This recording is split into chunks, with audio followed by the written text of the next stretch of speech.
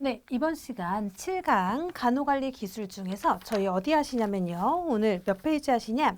299페이지 6번 의사소통의 장애 요인과 개선 방안 나아갈 차례인데요. 저희가 그 전에 어떤 거 공부했나 잠깐 리뷰해 보도록 하겠습니다. 저희 7강 의사결정이다 라고 하면 의사결정은 뭐였죠?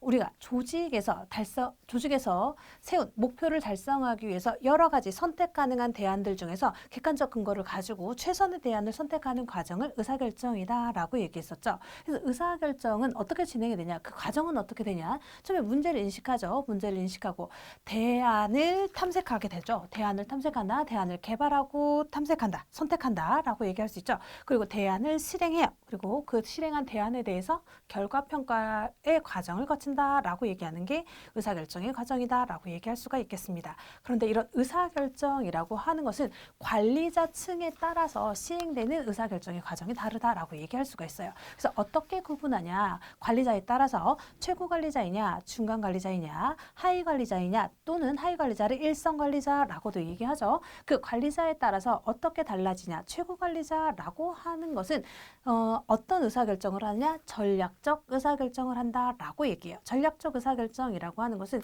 그 조직이 나가야 할 방향, 목표 이런 것들을 위해서 의사결정한다라고 보시면 돼요. 그래서 전략적 의사결정이라고 하는 것은 되게 장기적인 의사결정이다라고 얘기할 수 있고요. 이 최고 관리자 층에서 하는 의사결정은 전략적 의사결정이면서 비정형적 의사결정이다라고 얘기할 수 있어요. 비정형적 의사결정이라고 하는 것은 새롭고 독특한 것들이죠. 그동안 관례가 없고 선례가 없고 한 번도 해보지 않았던 것들에 대한 의사결정이다라고 얘기할 수가 있겠어요. 그래서 굉장히 고도의 창의성을 요구한다라고 얘기하는 게 비정형적 의사결정이다라고 얘기할 수가 있죠. 그럼 정형적 의사결정이라고 하는 건 어떤 걸까? 정형적 의사결정이라고 하는 것은 이미 규정이 있고 그다음에 표준 운영 절차에 따라서 시행되는 의사결정이 정형적 의사결정이에요.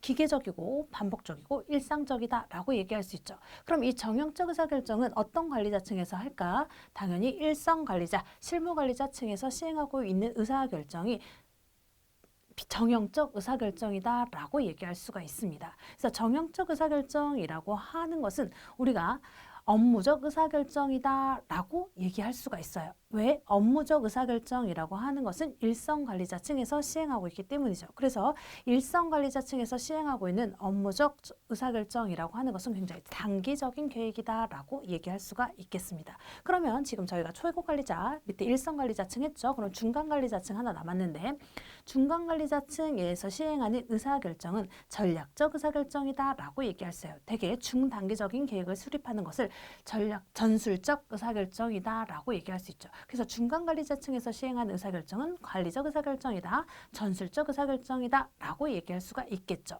이 중간 관리자 입장에서는 최고 관리자층에서 세우는 것과 하위 관리자층의 그 중간적인 입장을 얘기하는 거기 때문에 사실은 시험은 일선 관리자나 최고 관리자층에 어떤 의사결정이 필요하냐라고 많이 물어보고 있죠. 그리고 확실성 하에서 어떻게 의사결정하냐라고 얘기했을 때 DMUC냐, DMUU냐, DMUR이냐 이런 얘기 했었죠. 그래서 최고 관리자층에서는 굉장히 비정형적이고 비구조화되어 있고 새롭고 독특한 것들을 시행하는 의사결정이 있기 때문에 되게 위험화해서 하는 의사결정 또는 불확실성에서 시행되는 의사결정이라고 얘기할 수가 있어서 DMUU, DMUR의 방법이 최고관리자층에서 사용하고 있다라고 얘기했고 되게 확실성 하에서 의사결정하는 거 일선 관리자층에서 시행하고 있다. 그래서 DMUC라고 하는 방법은 일선 관리자층에서 시행하고 있다라고 볼 수가 있겠죠.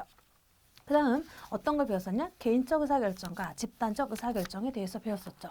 개인적 의사결정이라고 하는 것은 언제 선택하면 좋냐? 네, 신속하게 의사결정을 해야 될 때. 그리고 창의성을 요구할 때, 그리고 비용을 좀 줄이고 싶을 때, 그러니까 비용이 많이 드는 것들에 대해서는 개인적 의사결정이 좋겠더라라고 얘기하고, 그럼 집단적 의사결정은 언제 시행하면 좋겠냐? 의사결정의 질이 중요할 때, 의사결정의 정확성이 중요할 때, 그리고 의사결정에 대한 수용성이 중요할 때 집단 의사결정이 좋다라고 얘기할 수가 있겠습니다. 수용성이라고 하는 것은 어떤 의사결정이 이루어졌을 때 집단 구성원이 받아들이는 정도를 의사결정의 수용성이라고 얘기할 수가 있겠죠. 그럼 이렇게 언제 집단 의사결정, 언제 개인 의사결정 요거에 대해서는 굉장히 중요하다 말씀을 드렸고 꼭 기억하셔야 된다라고 말씀드렸습니다.